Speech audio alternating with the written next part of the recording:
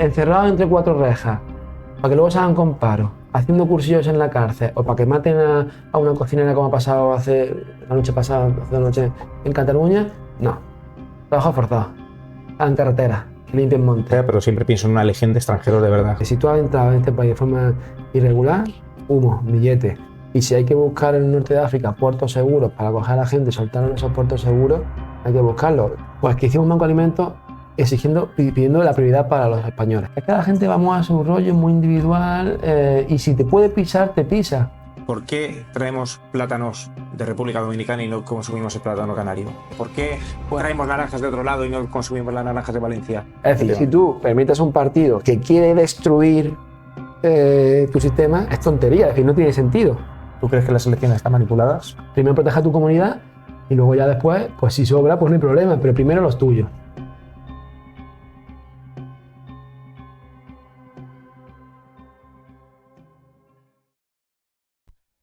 Antes de comenzar la entrevista, es necesario aclarar explícitamente que este canal mantiene una postura estrictamente apolítica, de manera que no existe ninguna afinidad por ningún partido o ideología política concreta.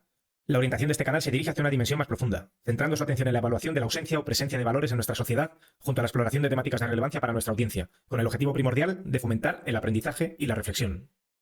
Muy buenas a todos, queridos valientes. Como todas las semanas o como todos los días, os voy a introducir a uno de los valientes que ha decidido venir a nuestro bastión, que es, como siempre digo, muy interesante. Él se llama Mario, él se va a introducir ahora, pero va a dar mucho de qué hablar porque es una persona con dos dedos de frente que dice las cosas sin tapujos y os va a gustar, estoy segurísimo. Antes de nada, quería deciros que si eres un valiente más que nos está escuchando, tienes que suscribirte a este canal por varios motivos. Primero, porque eres un valiente y tienes que demostrarlo. Y luego, más allá de todo esto, además tienes que promocionarlo dentro de tu círculo. ¿Para qué? Para que todo el mundo sepa lo que es el Bastión de los Valientes. Y mucho más allá quiero ir. Se lo tenéis que decir a todos aquellos de vuestro círculo que piensen igual, pero que no quieran pronunciarse como uno de los valientes porque son aquellas ratas cobardes que no quieren identificarse con estos valores que promulgamos aquí en este canal. Así que recuerda, suscríbete. Ahora, eso sí, Mario, bienvenido aquí a este canal y si puedes, pues preséntate un poco a nuestra audiencia para que sepan quién eres y sepan tu perfil. Vale, pues bueno, muchas gracias por la invitación. Antes de nada, enhorabuena por este canal, que espero que sí que es verdad que os suscribáis y le apoyéis, porque hay muchas formas de apoyo y una de ellas es la difusión. Y es interesante que cada vez más canales así en YouTube pues vayan creciendo para que se escuchen voces diferentes de lo que nos venden desde ciertos lobbies de poder, ¿no? Que quieren dirigir el mensaje a contracorriente de lo que siempre ha sido el pueblo español, ¿no? Pues bueno, me presento, soy Mario Marto, yo soy politólogo y soy el secretario general de Hacer Nación, ¿no? De una organización política que, bueno, hace una semana, imagino que hablaremos ahora, ¿no? De nuestras últimas acciones, hablaremos un poco de nuestras acciones, ¿no? Yo soy de Jaén, nací en el año 89, acabo de ser padre de familia y, bueno, aquí estamos para hablar un poquito de actualidad política y para presentar nuestro proyecto y, bueno, esperemos que demos mucho que hablar. Me parece perfecto. Por supuesto que vamos a dar muchísimo que hablar. Eso segurísimo. Mario, pues nada, cuéntanos un poco. ¿Qué es esto de Hacer Nación? Cuéntanos cómo ha surgido esto o cuéntanos un poco acerca de tu vida. ¿Cómo has llegado? ¿Qué te ha llevado a ser de Hacer Nación? Pues mira, bueno, Hacer Nación, yo voy a contar mi camino personal porque está un poco vinculado a cómo se construyó Hacer Nación, pero también con diferentes puntos, ¿no? Yo me he criado a medio camino entre Jaén y Granada, ¿no? Pero es verdad que, bueno, mi infancia la paso en un pueblo de Jaén y yo siempre, bueno, pues he tenido ese apego desde pequeñito, ¿no? Me acuerdo que la literatura que yo leía de pequeñito, pues lo primero que me acuerdo fue Imperio Romano, Egipto y luego los tercios. Los tercios me fascinaron y eso me hizo acercarme mucho a la historia de España. Fíjate, a raíz de unos pequeños cuentos que hay de los tercios de Flandes. Y bueno, me hice un fanático y a raíz de eso, pues bueno, empecé, pues todo lo que es el mundo de la historia militar y tal. De hecho, yo, una de mis opciones cuando yo cumplí 18 años era haber tirado por la carrera militar, pero bueno, finalmente pues tiré por la universidad, porque como ya estaba en el conservatorio, pues no quería romper un poco mi carrera. Romper así de raíz, digamos. Y entonces ya entré a la universidad, entré a estudiar política y bueno, ya a raíz de ahí, claro, como no pude desarrollar esa rama que me molaba más militar, pues bueno, ahí empecé, claro, estudié política, empecé un poco a interesarme por el mundo de la política, ¿no? Y de la actualidad. Decidiste hacer la lucha desde otro camino. Claro, efectivamente, que es interesante, ¿no? También hace falta eso. Y a raíz de ahí, pues bueno, en la ciudad de Jaén, un grupo de gente, bueno, con 18 años, constituimos una pequeña asociación, ¿no? Una asociación patriota, Iberia Cruz, Básicamente hacíamos conferencias, más a nivel histórico, cultural. Eso fue al principio. Teníamos 18 años, era un poco el primer contacto que teníamos un poco con este tipo de actividades más políticas. Vamos creciendo, ya nos implicamos en...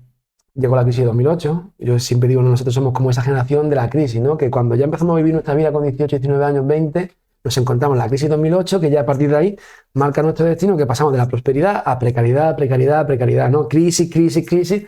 Y desde entonces, pues casi 20, bueno, 15 años ya, escuchando la misma problemática, no más de 15 años. Y como que no salimos, como que no terminamos de salir de ahí. Y entonces, pues nos implicamos más a nivel social con nuestra ciudad, ¿no? Con un banco de alimentos y demás. ¿Qué es lo que vimos? Y aquí empezamos con el primer toque polémico. Pues que hicimos un banco de alimentos pidiendo la prioridad para los españoles. ¿Por qué? Porque vimos que sí que había una serie de redes, de asociaciones, de ONG vinculadas al tema migratorio que proveían de alimentos de primera necesidad, de vivienda para las personas que no eran de origen de aquí. Pero en cambio vimos que la clase media, en ese momento, cuando explota la crisis, el paro se dispara, vemos que se vienen abajo y que no reciben ayuda de estos colectivos. ¿Por qué? Porque siempre tienen algún familiar que puede echar una mano, es decir, porque tienen cierto tipo de arraigo y entonces les discriminaban en su propio país. Entonces eso para nosotros fue ya la lanza como para decir prioridad nacional. Me acuerdo que las primeras recogidas por nuestra bandera de España pues fueron muy llamativas y polémicas por el tema de eso, pero sin tapujos en la realidad. Yo creo que es sentido común, ¿no? Primero protege a tu comunidad y luego ya después, pues si sobra, pues no hay problema, pero primero los tuyos.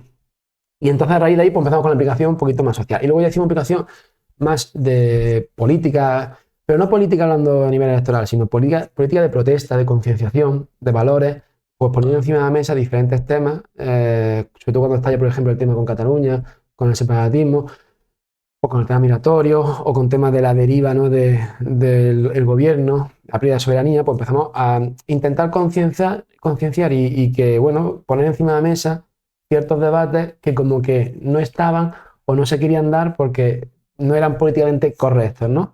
Aunque cada vez es verdad que la política ha ido cambiando, igual que la crisis de 2008 produjo un cisma en la sociedad, una ruptura, y hubo una generación nueva y salieron unas herramientas políticas en aquel momento. El separatismo, es decir, la ruptura, la fractura de España, ha generado otras herramientas políticas. Es decir, primero nació en el 15M, del 15M nació Podemos y luego ese intento por parte de Ciudadanos un poco del poder, luego de lo que se llama la España de los balcones nace Vox y luego nace la otra cara de la moneda, que son los partidos regionalistas, ¿no? Nosotros, por ejemplo, en Jaén tenemos uno, Jaén merece más, dentro de la España vaciada, que es separatismo, pero disfrazado de regionalismo, que no deja de ser lo mismo, es decir, dame a mí porque dámelo a mí, no se lo da a mi vecino, y se pierde un poco esa idea de concepto de nación y de comunidad, que son muy peligrosos y un poco lo que nos lleva a esta deriva, ¿no? Bueno, que me estoy enrollando. Entonces, ese camino y esa asociación, pues llegó un momento que dijimos, vale, éramos solo a nivel de Jaén, hasta aquí hemos llegado, pero falta algo más, falta que este proyecto sea a nivel nacional, es decir, está muy bien a nivel de ciudad de Jaén concienciar o poner encima de la mesa ciertos temas, pero si esto no tiene una trascendencia nacional, porque al fin y al cabo hablamos desde el punto de vista de la nación española, no de la ciudad de Jaén, hacemos localistas, ¿no? Pues ya dimos el paso. Ese paso, ¿En qué año fue esto? pues coincide con bueno, justo antes del cierre por el tema del coronavirus, hubo unos contactos con diferentes colectivos en diferentes puntos de la geografía española para empezar a hablar. Luego ya vino el coronavirus, ahí nos dimos cuenta, cuando nos encierran en casa, nosotros lo aprovechamos para tener reuniones, ahí ya, en fin, ahí vimos otra ruptura de la sociedad, una ruptura que aún no termina de verse las consecuencias, ¿no? Todavía está por ver qué herramientas políticas salen de cara al futuro a raíz de lo que se ha gestado ahí. Y ya decidimos que habíamos tocado techo a nivel local y que crear una estructura. Y creamos Hacer Nación, disolvimos nuestras siglas previas, otras eran simplemente patetas de autónomos y la creamos a nivel nacional. Y la idea de Hacer Nación, del nombre, ¿no? De construir una nación, ¿no? Siempre un poco polémico, nos dicen, no, si la nación española ya existe, ya la nación española ya existe, pero somos una generación nueva y queremos construir una nación nueva, nuestra nación, con nuestros valores, que sea digna heredera de todo el pasado y toda la herencia que hemos recibido.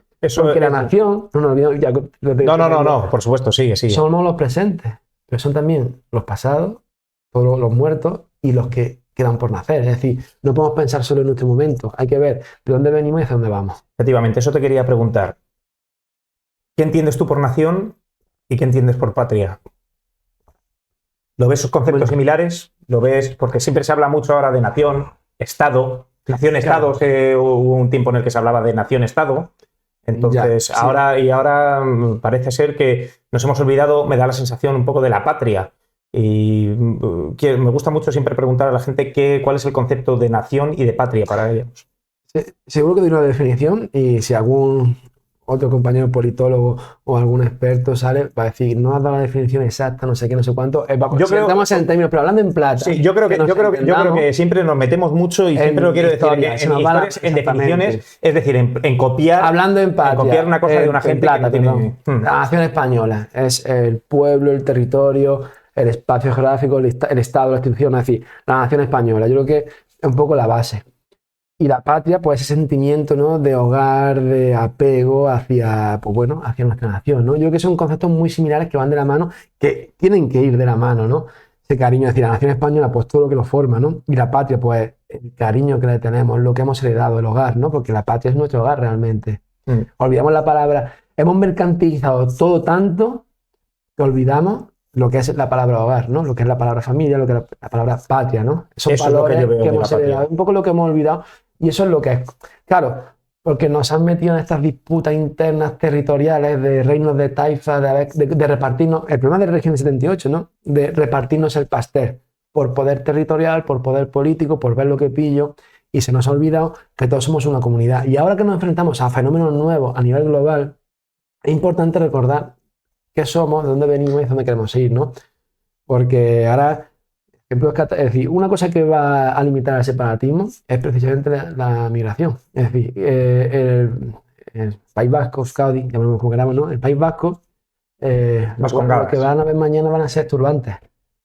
Es decir, la lucha de ETA que ha sido para independizarse Euskadi, un país musulmán, todo eso lo vamos islámica del País Vasco. Todo eso lo vamos a tratar porque eso va a ir va a ser un tema largo que tratar porque tengo muchas preguntas. Estábamos hablando antes efectivamente de patria, de nación y demás.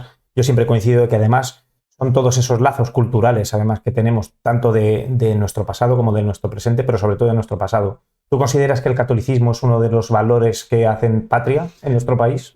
Esto es interesante porque independientemente de la religión, vamos a apartar lo que sería personalmente la religión que profese. España sin el catolicismo no se puede entender. Eso es una realidad. Es decir, desde el catolicismo homogeneiza la reconquista. Es decir, la lucha por la reconquista es una lucha religiosa. Es decir, se quiere recuperar el reino visigodo de Toledo, sí, pero a la misma vez se quiere conseguir la unidad territorial a nivel de religión.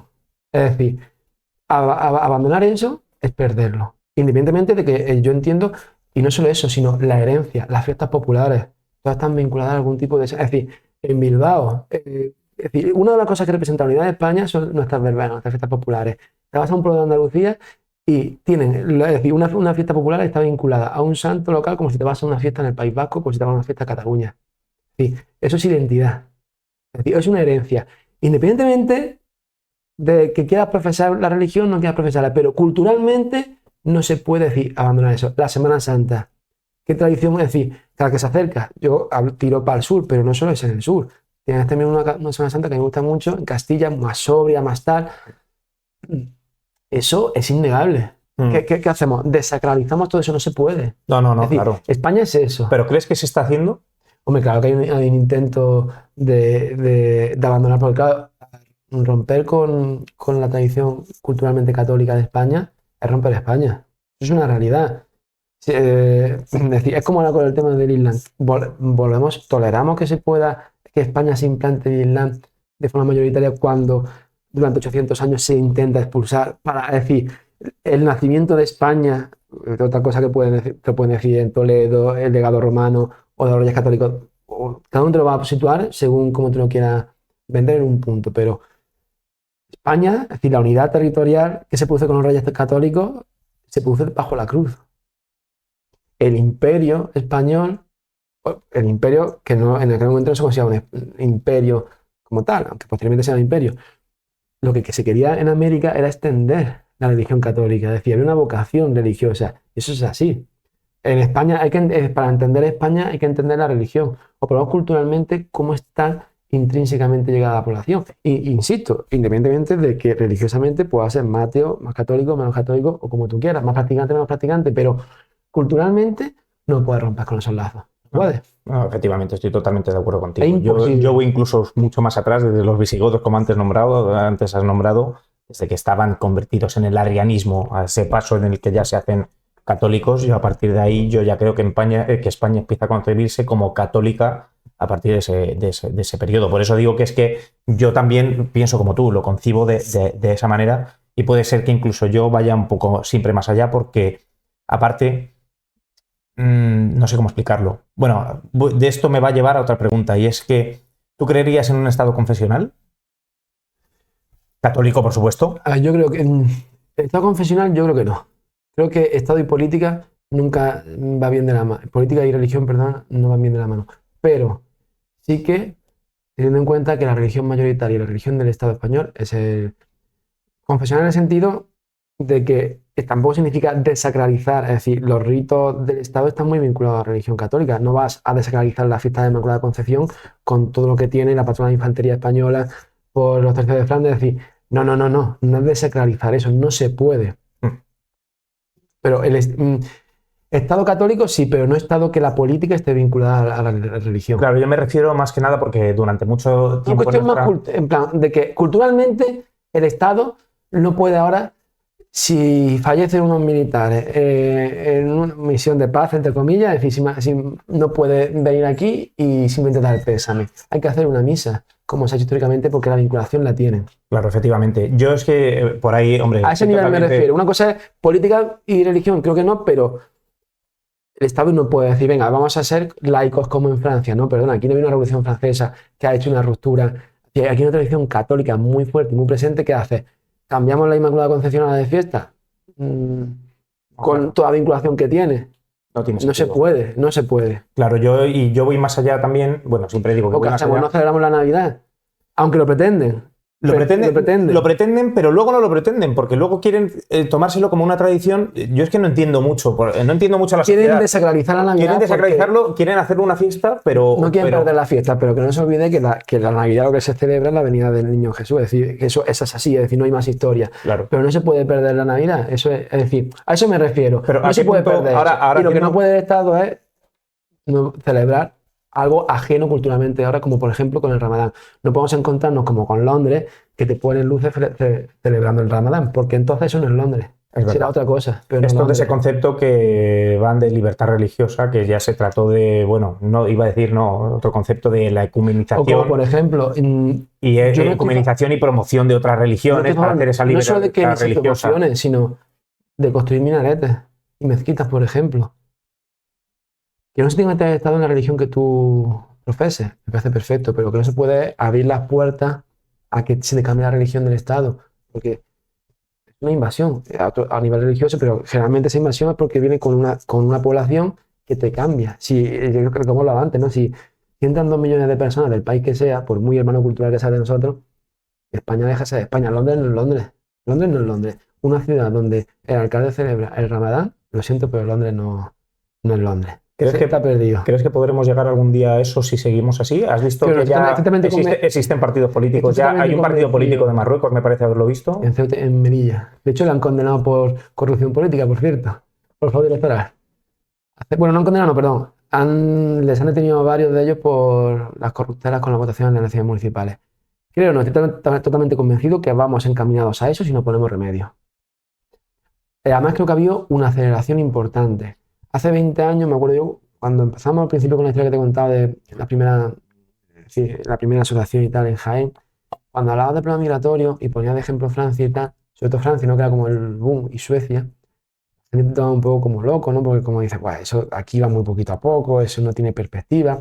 Es verdad que la inmigración en España como que ha ido poquito a poco, pero de repente se ha disparado para arriba. Y el ejemplo lo tenemos en España-Marruecos.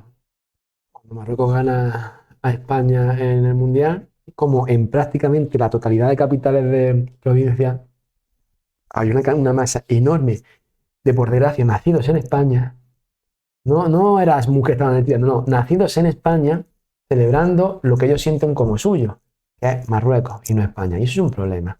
Y eso no es un problema de que no les integremos, no, que si te vienen miles y miles y miles y miles de personas, tu identidad se pierde. Es decir, España deja de ser España, se llama Marruecos 2.0. Y a eso vamos. Es que la historia estaba ahí, es que no todas las invasiones no son militares, otras simplemente son poblaciones que van llegando, que van llegando, que van llegando, imponen sus culturas, crean sus colonias y al final te encuentras con un problema adentro. ¿Y qué haces?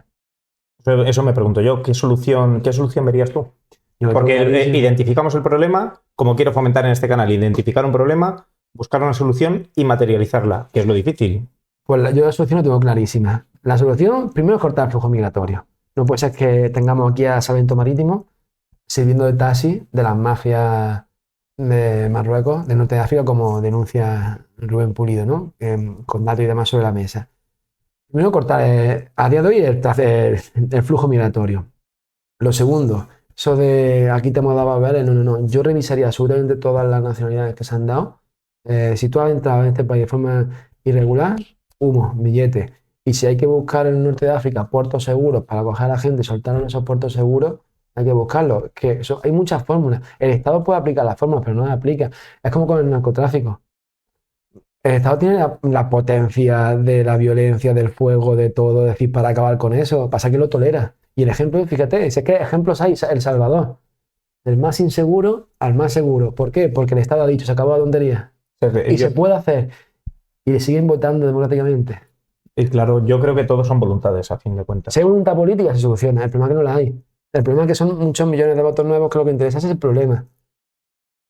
Pero ¿y entonces cómo podemos...? Es que yo no le veo, no sé, si ese, claro, ese es el problema y no sé la solución. Un cambio. El problema es que creo que nuestra generación, que hemos nacido ya en otra época, que estamos hartos de estas disputas internas, que estamos enfrentando al problema migratorio, la generación más joven que nosotros, creo que ahí está la solución del cambio de mentalidad y que ese cambio de mentalidad lleve al Estado, es decir, una fuerza política que llegue al poder y que diga hasta aquí hemos llegado y se corta de raíz. Y que lo que no puede ser es que nos choten los países del norte de África. Lo que no puede ser es que tú miras la Unión Europea, el Parlamento Europeo, el Qatargate, pero nos olvidamos que Marruecos también metió un montón de patas. Y en Europa todo el mundo mete dinero. ¿Puedes matizar eso un poco más? Lo de cuando el Parlamento Europeo se destapó que estaba Qatar metiendo dinero a parlamentarios europeos para hacer lobby, ¿no? Para sus intereses, se destapó por la financiación de Qatar. Pero también estaba Marruecos de por medio. Pasa que Marruecos en España, como tiene comprado a medio país, pues como que se pasa de tapadillo. Pero es que hasta Mauritania invirtió dinero en políticos en el Parlamento Europeo para influir. Que sinceramente en Mauritania no es un país que sea comparable con un Estado-nación en Europa. Es decir, si queremos y si hay voluntad política, es decir, se puede revertir la inmigración. Pasa que, claro, interesa porque, bueno, primero devalúas un poco el trabajo, sale más rentable a los poderosos, son votos, en fin. Luego está claro que hay una intención de generar presión mediante el flujo migratorio para generar presión dentro de Europa. Y luego todo este rollo del mundo woke, que evidentemente está clarísimo que tiene intenciones de destruir el viejo continente como se conocía, porque si no, no tiene sentido meterte miles y miles y miles y miles de personas de otros países que sabes que no se van a integrar, que los metes en guetos y que lo que son un foco de conflicto. ¿Tú crees que hay alguien detrás de todo esto? Yo creo que hay intereses. Alguien, no, ojalá fuera tan fácil como que hubiera alguien para identificarlo y decir, mira, a ti te vamos a cortar la cabeza porque eres responsable. Creo que hay muchos intereses que se manifiestan en la inmigración. O bien porque te votan, o bien porque está Marruecos presionando y te compra, porque es el problema de nuestro sistema tan flojo que te compran, porque Marruecos, es decir, yo creo que es evidente que Marruecos en España ha invertido mucho dinero y a un partido en concreto que gobierna lo tiene, no sé si comprado o si cogió por los huevos o por el motivo que sea, porque lo que no es raro lo que no es normal es lo que está sucediendo. Exactamente, que Marruecos descuelga el teléfono y parece que la política española se dirige en Rabat. Es decir, ya ni en Bruselas ni en Nueva York, sino en Rabat parece que dirigen la política española, ¿no? No tiene sentido.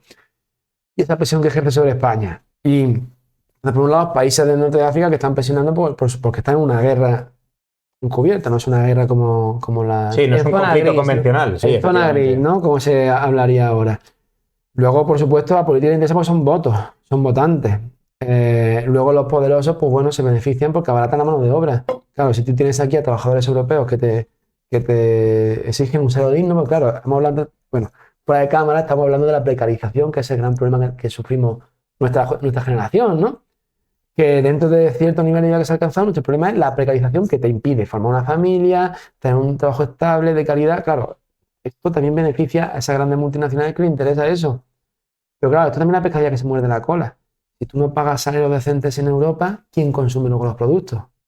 Porque el centro del mundo de consumidores está en Europa, occidental en concreto. Entonces, por algún lado va a explotar. Y luego los problemas que se generan en los barrios.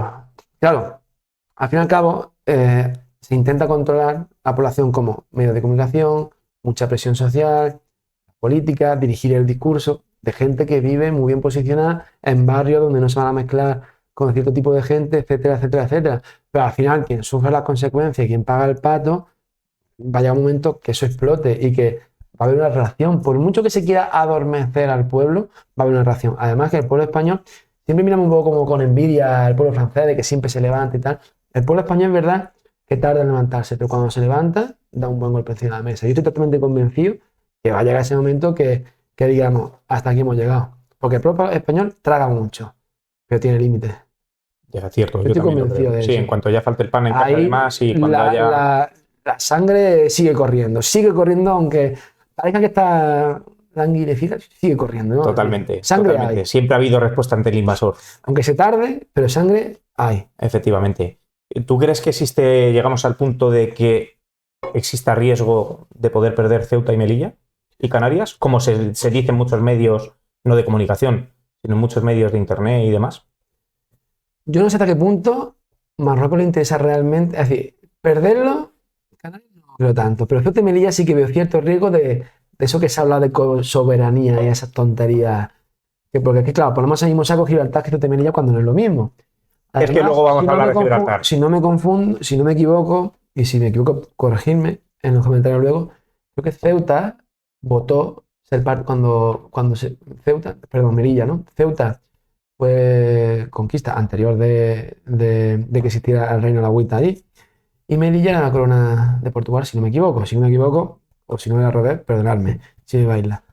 Pero creo que Melilla era de Portugal y cuando la monarquía hispánica se volvió a decir, después de Felipe II, se dividió, en Melilla se votó quedarse en España. Es decir, encima votaron.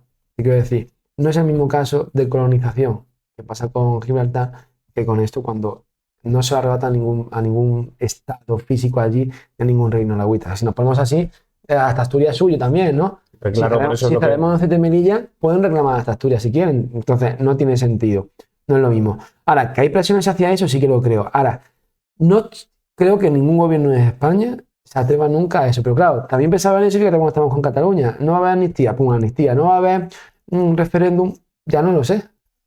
Ya no lo sé. Pero también sé que en aquel momento hubo una respuesta por parte de la población y cada vez había una respuesta más fuerte. Por ejemplo, Ferraz.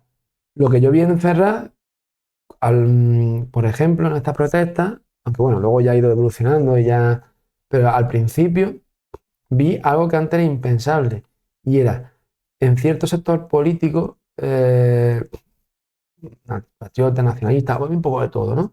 Que antes siempre era como la defensa de la Constitución española y tal, se criticaba la Constitución como al régimen, como culpable de permitir el separatismo y haciendo hincapié en que España no nació en el 78, sino que es un legado muchísimo más, ni en las Cortes de Cádiz, sino que es muchísimo anterior. Entonces, sociológicamente, en ciertos sectores se ha ido rompiendo ya un poco ese tipo de trabajo. Por ejemplo, había críticas a la propia monarquía.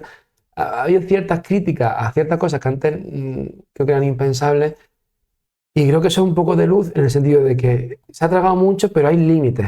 La integridad territorial es un límite.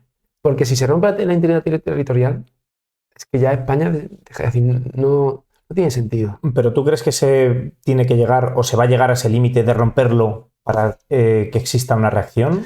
No creo que se llegue a ese límite. Y bueno, y aparte, ¿qué harías tú desde el punto de vista personal? ¿Qué dirías? ¿Qué solución le pongo yo a esto? Vuelvo a lo mismo. Soy muy pesado, identifico una necesidad, le pongo solución yo creo que no y la materializo. Yo creo que no va a haber no se va a llegar a ese límite porque en realidad la tarta se rompería de la que vive. Entonces, hacer un poco el juego. Pasa que creo que es verdad. Pero perdona que te interrumpa. Por ejemplo, si hay asaltos a la valla de Melilla y a la valla de Ceuta, perdón. A la valla de Ceuta sí vemos que hay asaltos y demás. Pondríamos Claro, o sea, yo el límite pondría, ahí dejaría, con todo respeto del mundo hacia los fuerzas de Estado, yo utilizaría el ejército en la frontera. Porque es una forma de defender. un legionario como con un CERMEN. No, te lo digo. Antiguamente sí, es No, verdad. te lo digo en serio. El ejército tiene que proteger la frontera. Porque es la integridad territorial del Estado. Y punto, y más. Y no tolerar ni una Marruecos, pero ni una, absolutamente ni una. El problema es que Marruecos nos presiona y dejamos. Es que hay un problema y un concepto, creo que poco a poco se vaya rompiendo. Pensamos que por tener buenas relaciones económicas con nuestros vecinos del sur, entramos en ese mundo de confluencia de intereses económicos. Marruecos no se mueve eso le da igual. Si hubo un terremoto y al rey se la sudó y un montón de muertos y le tiraba comida desde un helicóptero, es decir, le importa a su pueblo una mierda. Si estaba de fiesta en París, en zonas de cierta dudosidad, para un monarca musulmán. Entonces, él le da igual su pueblo, es decir, se la sopla, es decir, no se mueven en intereses económicos, se mueven en otras cosas. Y cuando hay que poner un límite, y esto está clarísimo, ahí para eso está el ejército, es decir, el ejército tiene que estar para defender la integridad territorial de España, y Ceuta, Melilla, Canarias, y todos los archipiélagos que tenemos ahí, Chafarina, el Peñón de Vera, La Gomera, etcétera, hay que defender la territorialidad, absolutamente todo. Es decir, que tendríamos que bajarnos a hacer algo desde el punto de vista táctico. Sí, claro que sí. Digamos. Y además disuasión. Si es que eso realmente es disuasión. Si es que con un país como Marruecos funcionaría. Y sobre todo a la que tienen un rearme, habría que apostar también por ver la política militar, porque lo que no puede ser, viendo, pues yo soy un poco, bueno, tú serás mejor que yo de esto, yo soy un poco friki, pero yo me acuerdo, yo coleccionaba aviones militares y barcos del ejército y bueno, soldadito de plomo, ¿no? Y yo me acuerdo cuando empezaba en el año 2000 y poco, que había una comparativa entre la Marina italiana y la española, y bueno, eso era años, nosotros estábamos años luz, y ahora 24 años después, ¿qué ha pasado? Que la Marina italiana, no sabía yo definir si está por encima o no, pero que el nivel ha aumentado drásticamente en comparación con la nuestra. También habría que ver, ahora que está tan de moda lo del invertir en defensa, es importante, igual que en sanidad, si nadie duda que haya que invertir en sanidad y en educación, ¿verdad? Creo que es sentido común, ¿no? Pues yo creo que también defensa es sentido común, ¿no? Vamos a pegar entonces un salto. Por ejemplo, sí. Tú ahora otra pregunta. ¿Dónde identificas tú las mayores necesidades económicas a la hora de distribuir toda esta riqueza económica a través del país? Hablas ahora de educación, defensa. ¿Crees que sobran ministerios, hablando en plata, sí, sobran ministerios y cómo lo priorizarías tú? Sobran ministerios y sobran partidas dentro de ministerios. Exteriores, por ejemplo. Sobran partidas dentro de exteriores. ¿Qué hacemos pagando embajadas a comunidades autónomas? ¿Qué hacemos pagando relaciones comerciales a comunidades autónomas? ¿Cómo no está eso centralizado a través de algo nacional y que se distribuya? Perdona entonces, Mario, vamos a ir entonces, perdona que a los oyentes, sí, porque me interesa... No es que nos estemos yendo, sino que es que quiero saltar entonces antes a otra cosa. ¿Puedes explicarnos un poco desde tu punto de vista, ante mi ignorancia y la que de muchos oyentes, esto que estamos hablando todo de los reinos de taifas que has hablado antes, cómo está estructurada entonces España y qué problema ves tú a todas esas comunidades autónomas? Pues mira, duplicidades. Educación. No tiene sentido que haya 17... Es decir, ahí sí te dirán, no, que hay una ley estatal. Sí, la ley estatal, pero luego cada comunidad autónoma tiene su consejería de educación y aplica a un lado. ¿Está todo otro, duplicado? Como se hay duplicidad, sí. Tanto como todo duplicado por 2, no. Sí, es un vecino. Pero que sería más eficiente... Insisto, no es centralizar, porque el centralismo también, yo en Jaén lo he sufrido, por ejemplo, con Sevilla, la Junta de Andalucía, el centralismo abandona ciertas tierras, eso es un problema. Pero en cuanto a la función pública, hay que dar un servicio eficaz, que lo tengas a pie de tierra, pero que no tengas que primero ir a la Consejería de Sevilla y la Consejería de Sevilla a un ministerio, sino un poquito más eficaz, igual que con el tema de sanidad. Y ahí falta muchísima inversión. Luego, ministerios que sobran, sí, claro. Por ejemplo, bueno, el de igualdad no tiene en fin, no le encuentro ningún tipo de sentido. Realmente, y solamente alguien me dirá, seguramente que hay alguna partida dentro del Ministerio de Igualdad que sería justa y que terminaría en otro ministerio. Sí, vale, no insisto en eso, pero el tema es que no es necesario montar un ministerio para esto, con su Secretaría de Estado, con sus múltiples funciones. Igual que, por ejemplo, la evasión fiscal es un tema que, por ejemplo, por ahí se pierde muchísimo dinero. La evasión fiscal no es que un hombre, te hablo con conocimiento de causa, no es que un hombre no te facture todo el IVA porque el autónomo no le da los números y estas con factura está sin factura. No, ahí no está la evasión fiscal. Es decir, la evasión fiscal está en otros términos, pero no se persigue porque a lo mejor es de un amigo o de un primo o de una empresa multinacional que me financia. Entonces, el problema del Estado está un poco ahí en la financiación y luego está la macroestructura del Estado que puede decir, bueno, todo es necesario, sí, pero yo creo que habría que hacer un estudio de eficiencia. Tú tienes una empresa, lo primero que hacer es mirar la eficiencia de qué te funciona y qué no te funciona. Es decir, no todo en el Estado es una cuestión económica y no te tiene que dar beneficio. El beneficio es la salud, el beneficio es la educación, el beneficio es la defensa. Un ejército profesional capaz bueno, pues de defender la integridad territorial del Estado. Claro que sí, eso es el beneficio, no es un beneficio económico. Eso no significa que nos olvidemos de la eficiencia del gasto, de que realmente si hay un presupuesto sea eficientemente invertido y cada euro repercuta realmente con un beneficio, aunque no sea económico. Pues un poco en todo el ministerio. Yo sí tendría un análisis de eficiencia y la sociedad española en general tiene una sensación de que no se es eficiente en la estructura del Estado. Es la sensación que da al ciudadano medio, me parece a mí, porque todo el mundo tiene la imagen de decir, hay muchos ministerios, se está gastando mucho dinero en funcionariado que se podría ahorrar y se podría invertir en otras cosas, como estamos hablando, a lo mejor de defensa o lo que fuere. Pero vamos, entonces, resumiendo, que lo que nosotros haríamos sería quitar ministerios sería una solución, quitar funcionarios y eficiencia. En eso lo traducimos en eficiencia.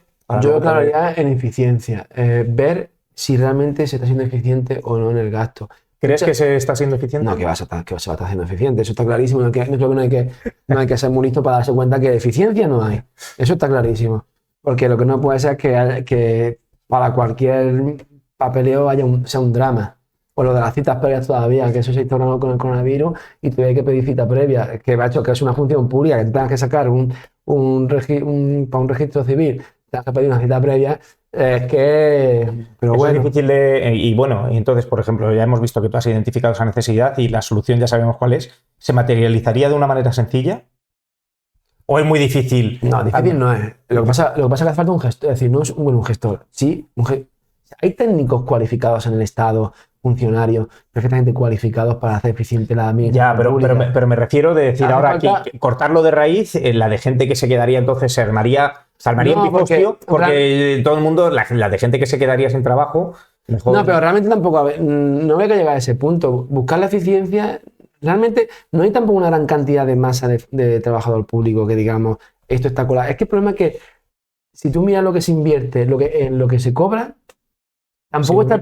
Si yo miro lo que se invierte. Tú miras la cantidad de funcionarios y trabajadores privados y te puede llegar a alarmar porque dices, hay un montón. Pero luego tú miras lo que representa el coste de los funcionarios y dices, no, ahí tampoco está el gasto. El gasto está en que se pierde en muchas tonterías.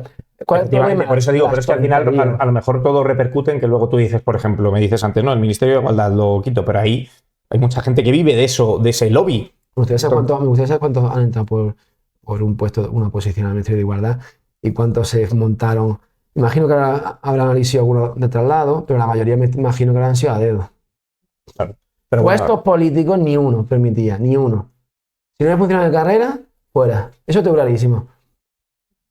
Que paso son los técnicos que se sacan una oposición y que están ahí años peleando y opositando y se profesionalizan para que ahora tú llegues porque eres el del carnet y te pongan de jefe. Sino porque se filtra en la inspección de Hacienda antes de tiempo. ¿Por qué? Porque hay un colocado a decir, esa gente ni una, todo fuera. Pues entonces ahí sí me estás respondiendo. Entonces, claro. No, ahí sí, claro. No, pero ahí sí. Pero la puesta es que enchufismo no tiene que haber ni uno. Es que pasó está en la posición. Además, una cuestión que es totalmente de igualdad. Ahí no hay carnet que valga. Claro, totalmente. Saltamos al tema de igualdad. Venga, sí. El tema de igualdad, ¿qué es lo que pasa? ¿Cuál es tu visión acerca de de la igualdad en España? Pues Vamos a igualdad. tratar de igualdad, violencia de género, las leyes y demás. ¿Qué es lo que está pasando? Pues igualdad. Bueno, como hablábamos un poco antes, ¿no? Hablando del feminismo, ¿no? Decíamos, claro que como nace el feminismo, como cierto tipo de feminismo, ¿no? La que representa Irene Montero, la PAN y todo este tipo de círculos, ¿no? En lo que la han pervertido, ¿no? Hasta tal punto de que se han contradicho que ahora entramos en eso, ¿no? Tú analizas, ¿no? Dices, en el año 98, en Austria, era el delito de adulterio, que ahí había una desigualdad claramente hacia la mujer. ¿Entiendes que existe un feminismo que quiere acabar con eso? Claro que lo entiendes. En España en el 78 se acepta la raza y en la ley no hay desigualdad.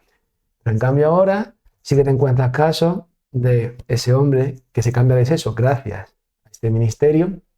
¿Para qué? Para que si le denuncian por violencia de género no puedan denunciar por violencia de género, sino que sea por violencia doméstica, que ya cambia la pena.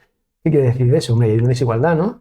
Porque si por el hecho de que te has cambiado de sexo ya cambia la pena que se te puede aplicar, algo pasa. Quizá no se está enfocando bien el tema de dónde se está generando la desigualdad.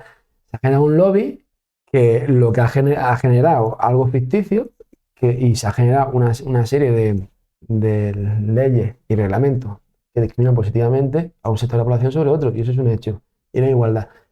Y lo que nadie se en juicio que discriminaría a nadie por razón de sexo. Yo creo que nadie en sano juicio va a discriminar a alguien por ser mujer o por ser hombre. Creo que lo importante es la igualdad de oportunidades para todo el mundo. Y sí que hay una cosa que no aborda el feminismo, no aborda en esta que tiene tanta igualdad, que son los problemas que realmente sufren las mujeres y que las mujeres componentes de la Nación denunciaron en el 8M, ¿no? Que los dos problemas que vemos, la maternidad, ¿no? La dificultad de ser madres, que no hay absolutamente nada de ayuda, te dan muy poquito, sí, 100 euros al mes en la renta y a veces que está en exclusión social y tal, pero si eres una familia de clase media que tienes precariedad y que mal vives, 100 euros en la renta y gracias, ya está, ¿no? Es decir, ¿y cómo va a formarse una familia? Y además cómo está el mundo hoy, ¿no? Que prácticamente la mujer tiene que renunciar, ¿no? Como el Zapataki, ¿no? A su profesión. Claro, quien tiene que renunciar para la maternidad. Eso sí más es desigualdad.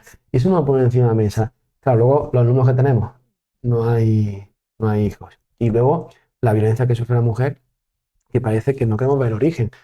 Que cerca del 14% de la población, hablando de los datos oficiales del Ministerio de Igualdad, produzca casi el 50% de delitos sexuales relacionados con la mujer, hay un problema, creo yo, ¿no? Y hay una relación de que un tipo de inmigración con un tipo de cultura que choca con la nuestra ha disparado los delitos. Todos conocemos las caras de la famosa manada de Pamplona, pero del montón de manadas que ha habido posteriores, nadie conoce las caras de esa gente. ¿Por qué? Pues te digo yo que posiblemente porque nos chocaría de primera ver étnicamente las caras de esas personas. Hay un problema que no se quiere abordar. Ahí sí que hay un problema. Ahí es donde tendría que estar este tipo de feminismo indagando. Ese es el problema que tienen que solucionar las mujeres a día de hoy. Y no lo solucionan. ¿Por qué? Porque no les interesa. Y porque dentro de su ideología, de hecho, el hecho es que con la ley solo sí es sí. Han vendido la verborrea de que se ha cambiado el tema penal, que ahora no es ahora se centra todo en el consentimiento. No, jurídicamente no hay cambios notables. Hay marketing. Lo que hay es mucho marketing, pero no hay unos cambios jurídicos. Lo que sí hay un cambio notable en que hay una reducción de pena. Y eso es innegable. Y no es que todos los jueces se han puesto en una conspiración contra Podemos y contra Irene Montero y han empezado... No. Un tío que se está seguro yo que un tío que se sacó una posición tan dura después de tantos años, lo último que hace es jugarse su puesto de trabajo por joder a una politicucha de tal cuarto. Es decir, lo que hay es que han rebajado las penas. ¿Por qué? Porque si es que ellos lo decían, lo que pasa es que claro, se han dado cuenta que eso choca. Ellos no creen en el castigo, creen en la reducción, la reeducación. Hay cierto tipo de delitos que no existe la reeducación. Lo que no puede ser que tengamos un sistema penal que si tú cometes un error te machacan, que si entra un ladrón a tu casa a robarte y te defiendes, tú vas a la cárcel y si eres un mena en Alicante, no recuerdo si en Alicante, Mallorca, bueno, en el Levante español, si eres un mena y violas en manada a una chica, te dan un curso de feminismo. Eso no va a ningún lado. Es decir, ese es el problema, que no analizan el problema, no quieren analizarlo, y eso es una realidad. Y es una realidad, de hecho, es tan fácil como salir a la calle. Hay muchísimos canales de YouTube que ves cómo preguntan a la mujer en la calle. ¿Crees que ha aumentado la inseguridad? Y todas, sí, ahora me siento menos segura. El hecho es de que antes, este tipo de delitos que son, además son delitos muy fuertes, es como un asesinato, ¿no? Estamos normalizando que cada vez haya más tiroteos, que el intentar matar a un tío en España por parte de las grandes mafias ya no sea como antes una noticia, sino que sea como con normalidad, que ataques con machetes en el Raval en Barcelona sea con normalidad, que las bandas latinas en Madrid se normalice, que los fines de semana se lían a machetazos entre ellos, que se agreda sexualmente cada vez más a las mujeres y que haya cada vez más manadas. Es decir, se han normalizado una serie de cosas. Eso se esconde además. Claro que se esconde totalmente. Es decir, hay una política de evitarlo. Además, ha llegado un momento que parece ser que si no ponen la nacionalidad, sospecha. Incluso si te ponen una nacionalidad española, sospecha por el origen. El hecho de que haya una orden de no decir bandas latinas, decir bandas juveniles, ya dice mucho. Es decir, claro que se está intentando ocultar eso, pero es un sinsentido porque al final va a explotar. Es decir, la gente que sufre esa violencia va a explotar. Eso es una realidad. Y la gente que está en la calle, la gente que yo recuerdo, como tengo 34 años, como la noche de los 18, en la ciudad de Granada, por ejemplo, con 18 años, ahora con 34 cambia radicalmente. Nos encontramos un ambiente totalmente diferente en ciertas zonas. Y sobre todo, si te vas, por ejemplo, a Marbella, yo me acuerdo cuando tenía 20 años, recuerdo los típicos programas estos de Antena 3, La Sexta, que hablaban de la mafia, te entrevistaban.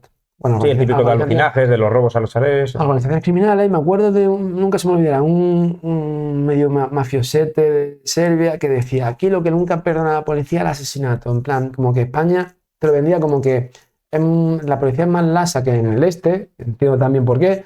Es muy diferente, pero que si aquí matabas a alguien, que te crujía.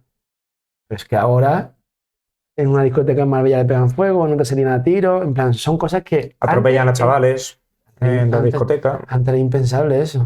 Era impensable. Se ha normalizado. Y vuelvo a lo mismo, ¿qué solución veríais? Mira, voy a decir algo a lo mejor que puede ser algo muy controverso. ¿Se estaría a favor o se estudiaría pena de muerte o cadena perpetua? Cadena perpetua y trabajo forzado. Pena de muerte no, porque no pagan. Que paguen el daño a la sociedad y que trabajen. Lo que sí es que yo me saldría de la ONU y digo, no, trabajo forzado para ciertos delitos, eso está clarísimo. El encerrado entre cuatro rejas, para que luego se hagan con paro, haciendo cursillos en la cárcel, o para que maten a una cocinera como ha pasado hace dos noches en Cataluña, no. Trabajo forzado. En carretera, que limpien montes. Eso está clarísimo.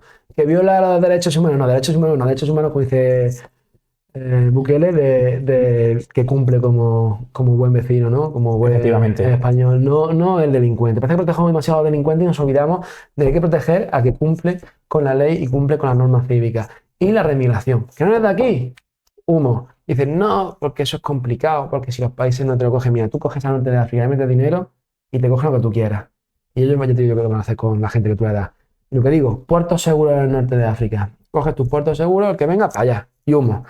Y con los menas que no tienen padres, tienen que hacerse cargo de la tutela del Estado español. No. Se juegan a Marruecos. Bueno, está claro que hay una política de que nos están lanzando. Y claro, el que viene, te aseguro que no es el ingeniero. Eso hay que ver los datos. Y está claro. Y luego, el que condenan aquí, yo tengo clarísimo, trabajo forzado y que revierta, o que por lo menos aporta con la sociedad lo que le ha quitado. Es que eso va a ser otro tema que quiero tratar aquí en uno de estos canales. Pena de muerte, cadena perpetua y demás. Porque lo veo como una salida muy fácil.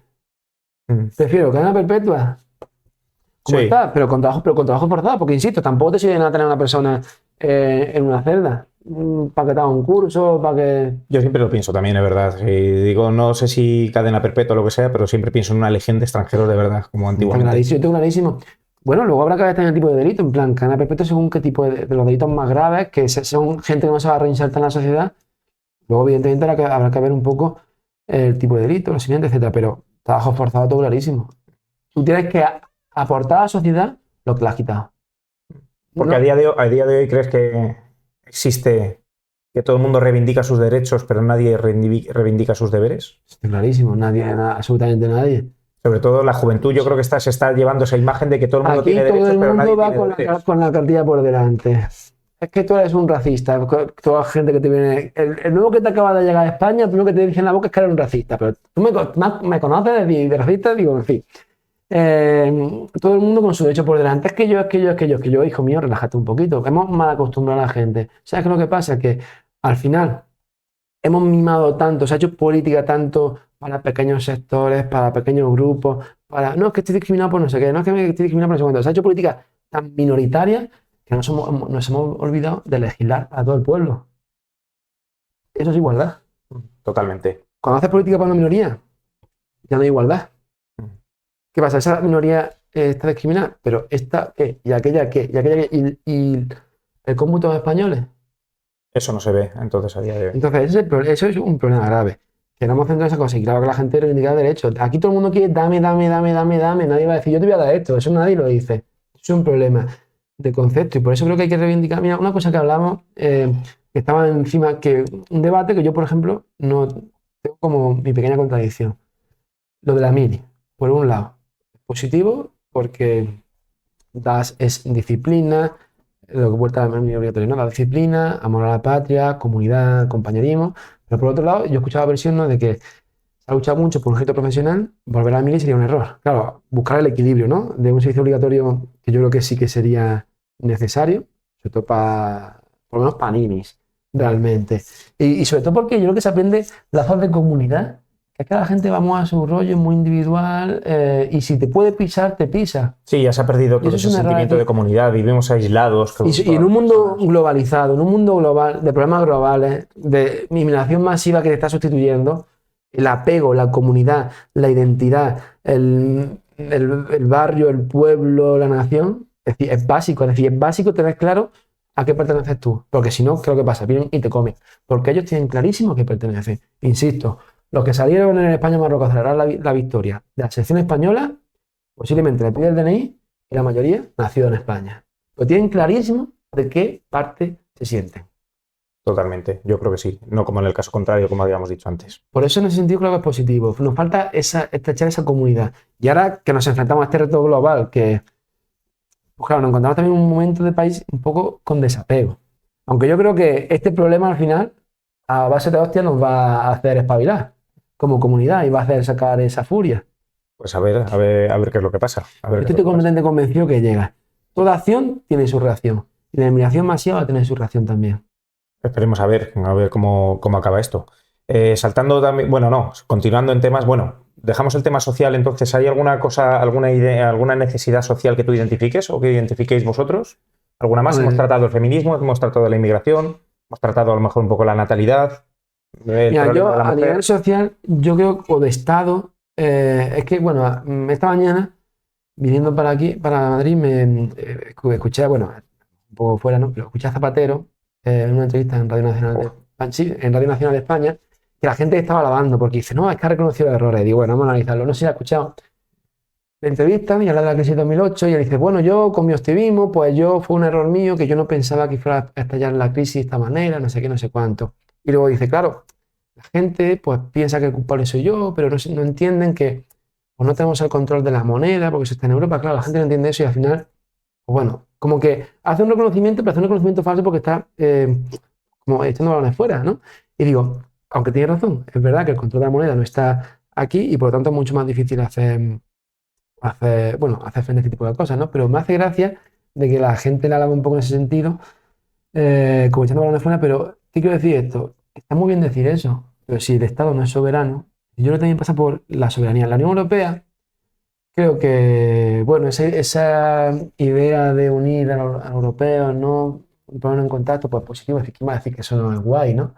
Lo cual es el problema, que hemos perdido por completo nuestra soberanía, es decir, las decisiones no se toman aquí, por eso Marruecos es muy listo y mete dinero en España, pero mete en Bruselas, que es donde está el cuota. Entonces, a nivel social, creo que no pasa solo por qué política social pueda aplicar o tal, pasa por recuperar la soberanía a todos los niveles, económico y político. Pues yo creo que en un mundo global, Europa tiene que ir en bloque, aunque sea un bloque estratégico a nivel mundial, creo que eso es de sentido, ¿no? Por lazos, por historia, por cercanía, porque España sola no puede ir por el mundo, necesitamos aliados de verdad, pero creo que aliados de tú aquí, yo aquí, pero mismo camino. Pero no mezclar las cosas, porque al final se genera una dependencia. Al final no somos aliados, somos vasallos. Vasallos de que tiene más fuerza. ¿Quién tiene más fuerza siempre? Alemania.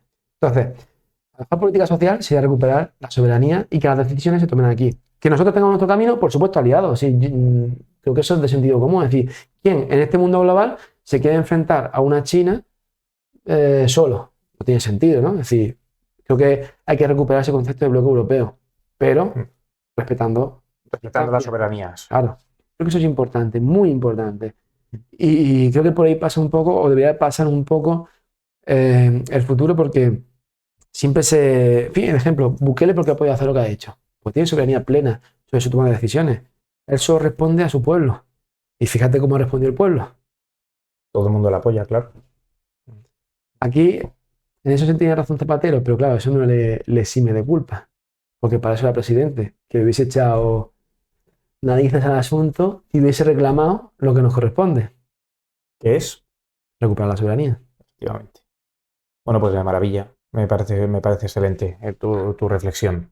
Entonces, ahora lo que vamos a hacer, vamos a tratar ahora otro tema que es que para mí es como un completo ignorante, es que es el tema de la economía.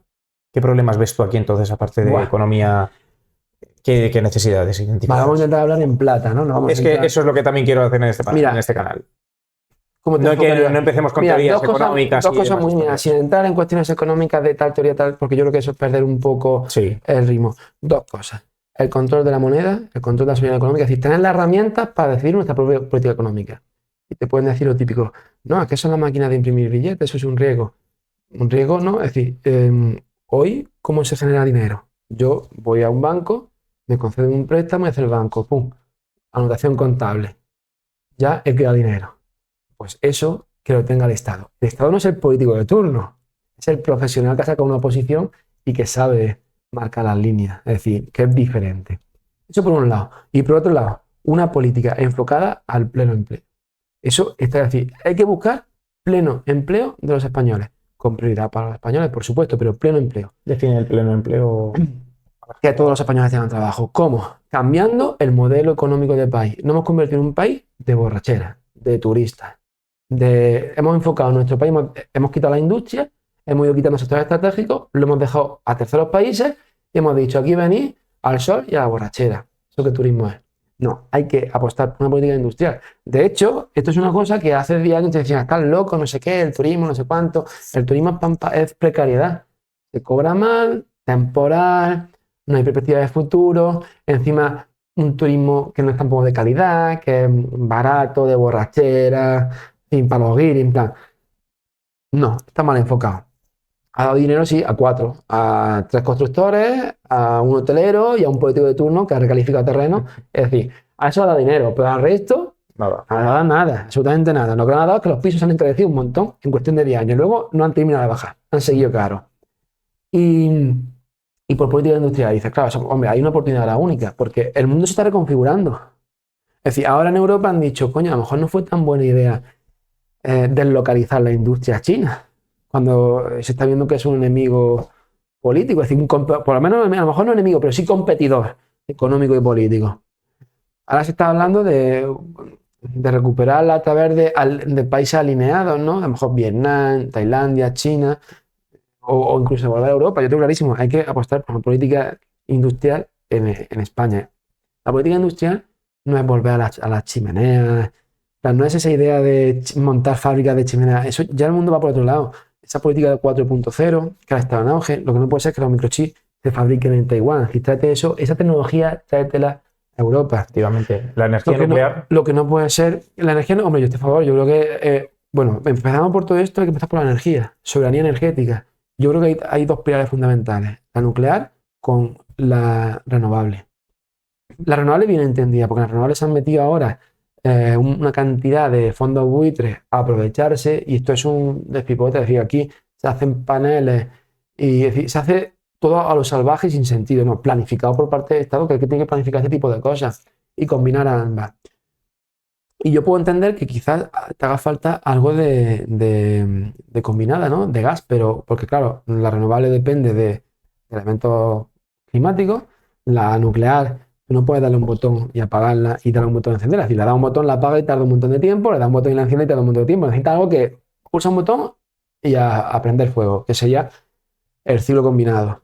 Pero claro, el ciclo combinado necesitas una política que no puedes dejar esa política a un país que si no puedes depender, cuando tienes recursos no puedes depender de Argelia, de Marruecos, de Rusia, de Estados Unidos. Es decir, tienes que tener un mercado, por lo menos, de diferentes puntos de traer, aunque siempre hemos tenido bastante diversificado el mercado, pero eso creo que hay que aplicarlo. Y luego lo que no puede ser es que las eléctricas se te creen una estafa, porque es una estafa que, claro, como la nuclear, ya está amortizada, es coste cero. La renovable prácticamente es coste cero. Claro, no es rentable, que es rentable. El gas que es caro y te marcaban toda la energía al precio del gas. Entonces, eso hay que quitarlo de ahí para que tenga una energía barata. Y creo que la energía, fíjate, ahí sí que creo que el Estado tiene que intervenir de forma directa. Francia, bueno, de hecho, de las principales empresas energéticas, la mayoría son públicas. Alemania es pública, Francia es pública, Italia es pública en él y en él de que sea parte del Estado. Pero por lo menos porque yo creo que el interés de la energía no saca dinero.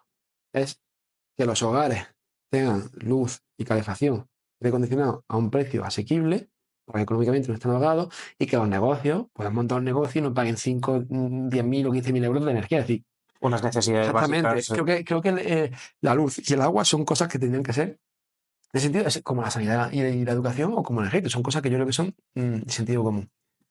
Tú teniendo esa base de energía a un buen precio, ya lo siguiente es la política industrial. Y la política industrial es traer la tecnología aquí.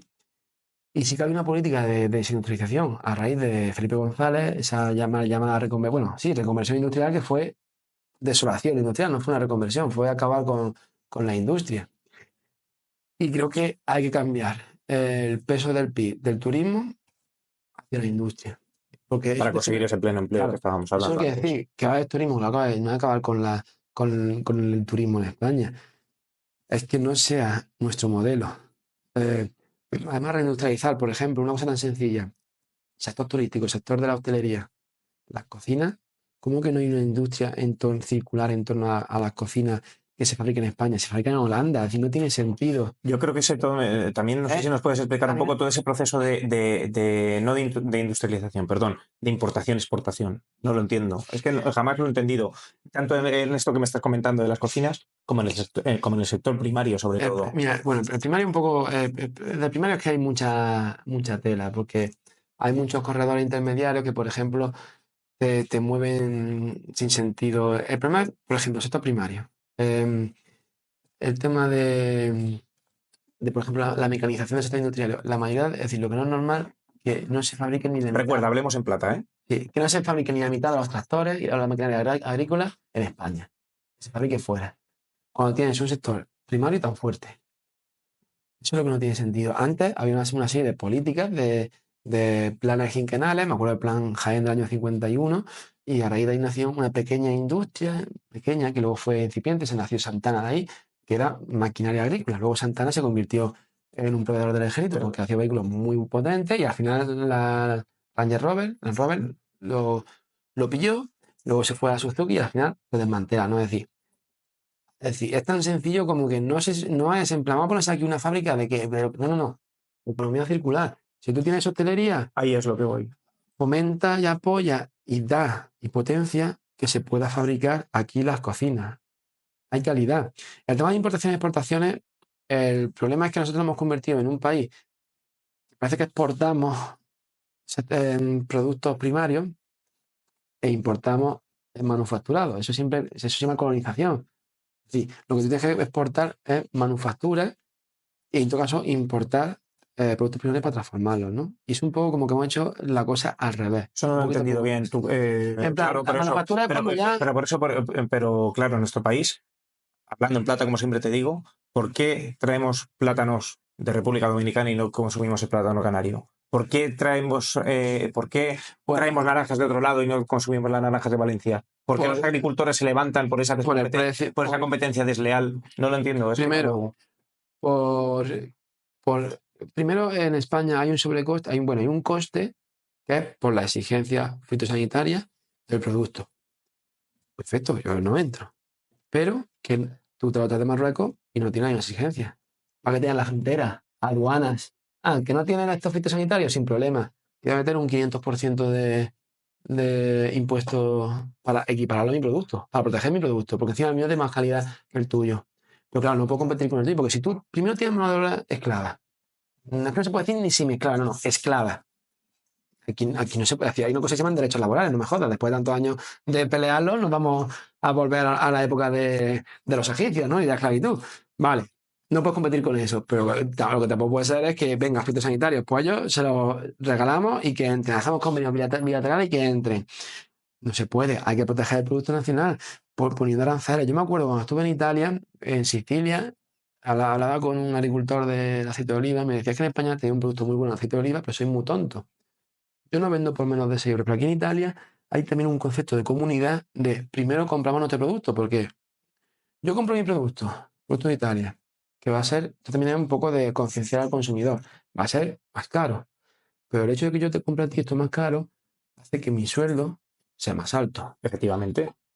Aquí se nos ha metido también, se nos ha inculcado mucho esa forma de ser de lo barato, que luego es malo, porque lo barato no puede ser de calidad, eso es sentido común. Efectivamente. Es decir, si tú compras algo barato, que sepas que luego el refranero español, lo barato sale caro. El refranero español es sabio y eso es por algo. Y eso es mano de santo. Sí.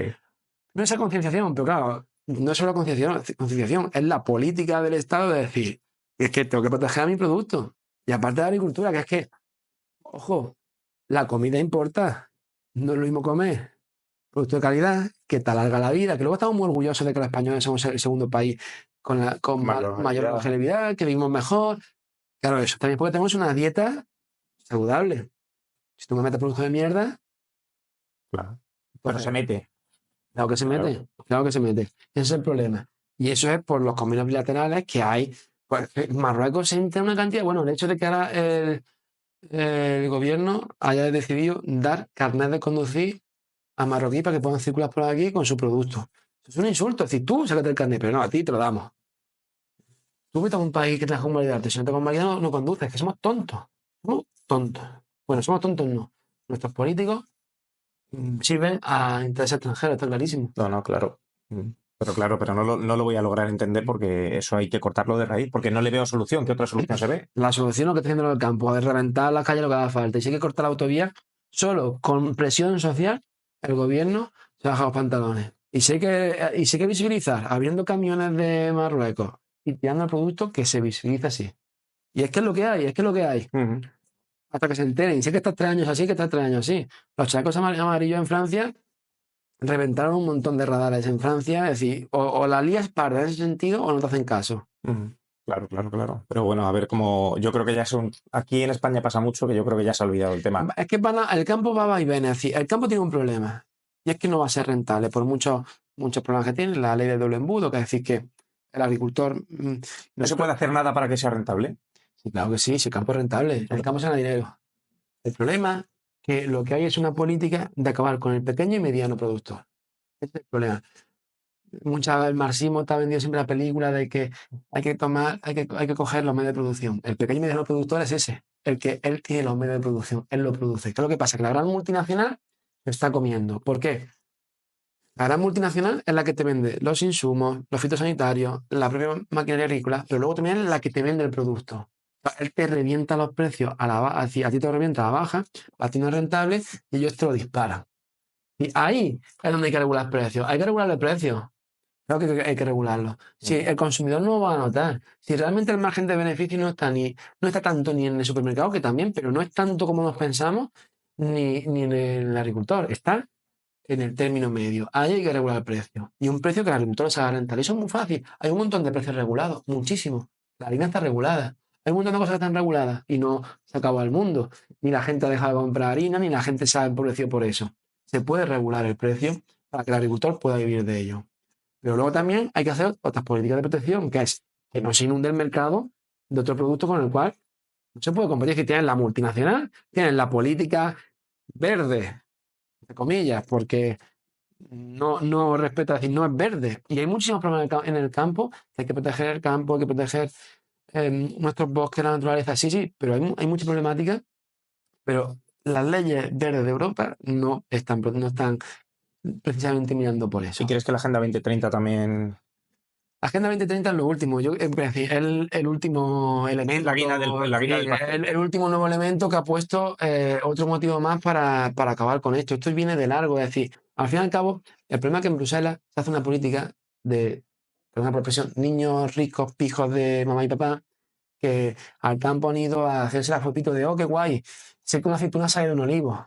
No de aquí, en fin, pero no tienen ni idea de cómo funciona el sector agrícola. No tienen ni idea. O el ejemplo de la von der Leyen, ¿no? La política. Primero, proteger al lobo, cosa que yo personalmente veo bien porque hay que buscar el punto medio entre la ganadería y proteger la ganadería y proteger al lobo. Tampoco podemos permitir que se acabe con el lobo. Y hay que buscar siempre el equilibrio, ¿no? Hay que respetar el medio ambiente, pero también tener la capacidad de poder explotar nuestros recursos agrícolas para poder comer y comer de calidad. Vale, perfecto, pero primero, una política de protección al lobo súper radical. Un lobo mata a su caballo, ahora ya el lobo no me cae bien. Tú no puedes Eso es lo que dices, hacer política por sentimentalismo. No puedes. Es decir, la política es mancharse a manos de sangre. Y la política conlleva que si quieres equilibrar entre el lobo y la ganadería, se va a perjudicar en parte al lobo y se va a perjudicar en parte a la ganadería, pero tienes que hacer ese equilibrio. Y eso es la política, si no, no te metas a esto. Que no puedes es hacer política de niña pija de ciudades, pobre lobo, venga el lobo a muerte y que le den por culo a la ganadería, o es que un lobo mata a mi caballo, ahora no quiero lobo, ahora por los lobos. Claro. Ese es el problema, eso no es política verde, eso es política de sentimentalismo. De postureo. Puro, sí, marketing. Efectivamente. Ese es el problema. Y claro, si tú le sumas eso, más luego la competencia desleal, pues ahí tienes los tres elementos con los cuales se soluciona. Precios justos, aranceles en la frontera y se acabó la tontería. Y si no tienes los mismos requisitos fitosanitarios, de vuelta. Y luego, por supuesto, las políticas que piensen también en la agricultura. Tú haces una política verde muy agresiva, verde entre comillas, muy agresiva contra la agricultura y la ganadería, compensa con la PAC. Gestiona un poco. Entonces, soluciones muy fáciles. Todo esto viene enlazado con la soberanía nacional. Claro, el problema es que no se puede tomar una decisión del campo español desde Bruselas. Claro. No se puede, ese es el problema que...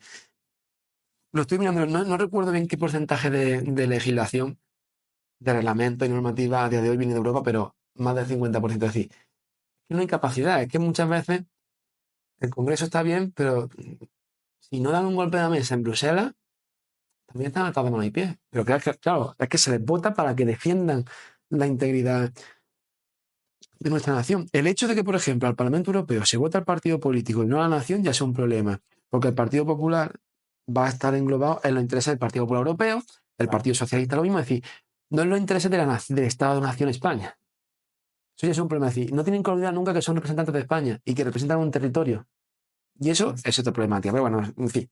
Sí, que al fin y al cabo es lo mismo, recuperar la soberanía y que la decisión se tome en Madrid. Porque es mucho más fácil tomar una decisión favorable al campo español en Madrid que en Bruselas. En Bruselas, claro, porque ahí no existe la soberanía nacional española. Así que, claro. Saltando ahora, aprovechando de tu relacionando economía con tu tierra, ¿qué coño pasa con el aceite? Bueno, el aceite, ahora el aceite está disparado. Está disparado, pero por la falta, por que cuando hay poca producción y aparte hay un poco de manipulación en parte en los corredores, que son los que hacen el negocio, disparan el aceite. Pero quitando estos momentos que el aceite está así, el problema que le pasa al aceite, y mira que el sistema está bien montado, por cooperativas, el campo, por ejemplo, en provincia está más o menos repartido, hay muchos pequeños y medianos propietarios. Yo en mi familia tenemos 1000 olivos, es decir, con eso no te hace rico, pero mi abuelo vivió toda su vida del olivo. No necesita otro trabajo, entonces, para vivir te da bien, está bien enfocado. ¿Cuál es el problema? La venta. Y la venta es que el negocio nunca lo hemos tenido nosotros, lo han tenido o las grandes o 4 listos, como se decía en su día. No, los italianos tenían el negocio de aceite de oliva, sí, los italianos tenían el negocio y lo que apagaban ellos los corredores, pero bueno, ahora ya no es tan sencillo como eso. La gran multinacional se ha comido al aceite, entonces juegan mucho con los precios. Pero hasta el punto de que una garrafa de aceite te cueste 50 euros, que esté precintado con... Te dicen, no, es que ha llovido poco, sí, había poca cosecha, pero no cosecha como para eso. Te juegan con pues muy fácil, te retienen el aceite, te lo suben, luego abren y te venden, especulan con el aceite de oliva. Igual que con la vivienda. Es decir, lo que pasa en el sector libre ahora mismo es especulación. No es cosecha, sí, una baja cosecha, pero sobre todo especulación. Una baja cosecha hace que el aceite suba, sí. Pero no hasta esos niveles. Efectivamente, es decir, sube, claro, pero que hay una especulación de que se retiene aceite, se vende cuando se quiere, en plan, hay mucho negocio en el intermediario. Es decir, hay 4 o 5 litros ganando muchísimo dinero a día de hoy con aceite de oliva. Y el agricultor, pasando una puta nota. Claro, es que al final todo se está... Vamos ahora mismo, el precio justo del sector primario que se reclama no es solo un precio justo para que el agricultor pueda vivir de ello. Es un precio justo para el que compra. Es decir, la harina que está intervenida no solo tiene un mínimo, tiene un tope. Es decir, los precios no solo son al mínimo, también están al tope. Claro, si tú pones un precio mínimo, si te puede disparar eso para arriba, esto que es jauja, es un bien de primera necesidad. Los bienes de primera necesidad también tiene que estar, es decir, lo que no puede ser que pague el aceite como si fuera comprar un diamante. Entonces, los precios justos tienen que estar a ambos lados. Que el agricultor coma y que se pueda consumir. el consumidor pues, pueda adquirir productos de calidad, para tener una buena vida y que no le suponga pues que entre la luz y la cesta y la hipoteca se queda sin sueldo. No, claro, porque es que si no... Eso es lo que tiene que hacer un Estado. Para eso necesita el Estado de herramientas en política económica. Eso es política económica concisa de aquí se interviene. Sin tanta teoría y tanta historia que no... Sí, porque muchas veces se nos empieza a comer la cabeza con cosas que no entiende la gente ni el ciudadano medio y entonces al final pasa lo que pasa. El Estado, el político tiene que estar para solucionar los problemas del vecino y se acabó. Y eso a día de hoy... No. Lo que hay es una partitocracia donde hay un aparato político de partidos que de intereses que es el interés del partido político, que sobrevive al partido, que consiga cuotas de poder y que coloca gente, punto. ¿Cómo se llega, bueno, como siempre vamos a hablar en plata, la ley electoral? Pues mira, la ley electoral, yo creo que si se hiciera, porque en verdad es proporcional, ¿no? La ley DON es proporcional. Lo que pasa que es verdad que si tú tienes mucha fuerza de voto en una provincia, al final va a tener sobre representación. Si tú haces, por ejemplo, las cuentas y cambias la circunscripción provincial por una nacional, los dos principales, que por eso no va a cambiar, los dos partidos principales perderían votos. Porque la fuerza de los dos principales reside en las pequeñas provincias de 2, 3, 4, 5 diputados que no se nota. Porque luego Madrid, Barcelona, Bilbao, las grandes, bueno, tienen más, pero ahí compiten con más. Claro, al tener más, entran más partidos. Voy a interrumpirte un momento, Mario. ¿Puedes explicarnos bien cómo funciona el sistema electoral? Porque todos estos mitos que dicen, vale más el voto de Vascongadas que el de un Soria. Sí y no. Por la representatividad. Pero realmente, claro. Pero si realmente eso fuera así, yo planteo la pregunta de otra forma. ¿Tú crees que si el Partido Popular o el Partido Socialista se vieran perjudicados por la ley electoral, no se habría cambiado? Hombre, claro, ya. Eso, de esa base partimos. Cuando uno se siente perjudicado, cuando uno no gobierna, la ley electoral. Que es más fácil, que con menos votos se consigue un diputado, porque claro, esto es como tú lo haces. Orense, democracia orensana, las elecciones gallegas, ha conseguido un diputado. Hacer las cuentas, ha tenido menos, bueno, a lo mejor no sé decirte, ¿no? Sí, bueno, a grosso modo, sí. Actualmente tenemos menos votos que, por ejemplo, que Vox seguro, que Podemos que saca tan poquito y lo otro, pero yo creo que también, ¿no? Y tú dices, claro, es injusto, claro, si tú cuentas los votos de Vox en toda Galicia con los de un partido sobre una provincia, sí. Pero eso no es injusto, porque la circunscripción es provincial, a la nacional. Pero si hace la circunscripción nacional, no habría grandes cambios. Está un poco pensado esto para potenciar siempre a los dos partidos más fuertes en el territorio. A nivel nacional son PP y PSOE, pues van a tener cierta sobrerepresentatividad. A nivel autonómico, te vas a País Vasco, Bildu y PNV, van a tener cierta sobrerepresentatividad. Te vas a Cataluña, pues Esquerra Republicana y, bueno, Junts ahora, ¿no? Es Junts ahora. Pues van a tener también cierta mayor potencia. ¿Por qué? Porque está un poco... Es una ley proporcional, pero no suficientemente justa. Yo lo que haría es que quitaría 50 diputados y esos 50 diputados los repartiría de forma a nivel nacional equitativa y justa para compensar eso de ¿Cómo lo repartes? circunscripción nacional. Vale. Alemania hace eso y compensa. Otra opción, que sea circunscripción proporcional, pero por población. Eso sería más justo realmente. Porque si tú divides, pero claro, es más complicado, Es complicado, es mucho más complejo. No va a ser lo mismo, claro, en Madrid que en Soria. Tendrías que hacer circunscripciones electorales acorde a esa población, la población se va moviendo, es complicado, ¿no?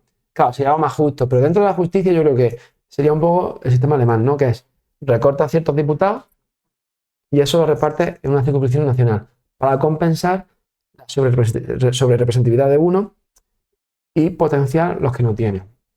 Generalmente los que se van a ver perjudicados van a ser los dos mayoritarios, nacional y regionalmente. Perderían, bueno, Junts, Esquerra Republicana, perderían Bildu, PNV y perdería PP y PSOE. ¿A quién potenciaría seguramente? Pues ahora mismo a Vox y a, bueno, Sumar, que son un poco los que son la discordia de los que pierden. Claro. De hecho, los que más pierden son las terceras y cuartas fuerzas políticas a nivel nacional. Claro, tiene sentido. Y ellos tendrían posiblemente, claro, esto te lo estoy diciendo ahora mismo aquí de cabeza. No, claro, sí, pero sí, eso es pero darle unas pinceladas, sí. Es un poco lo que hace Alemania para... Es que yo creo que es lo más justo realmente, sinceramente es lo más justo. Claro, porque lo que sí es verdad que existe, a mi modo de ver, bueno, pero claro, es desde el desconocimiento. Y lo que piensa yo creo que la mayoría del ciudadano medio es que existe una injusticia. Sí, no la hay. Porque yo creo que lo hay, y no puede ser que, bueno, como tú dices, en grupos poblacionales como puede ser Vascongadas o Cataluña, pues hagan esos partidos políticos porque están fomentando... Pero también parto de raíz, yo te digo una cosa, yo es que partidos políticos que directamente quieran o pretendan la separación de España, no deberían ser legales. Claro.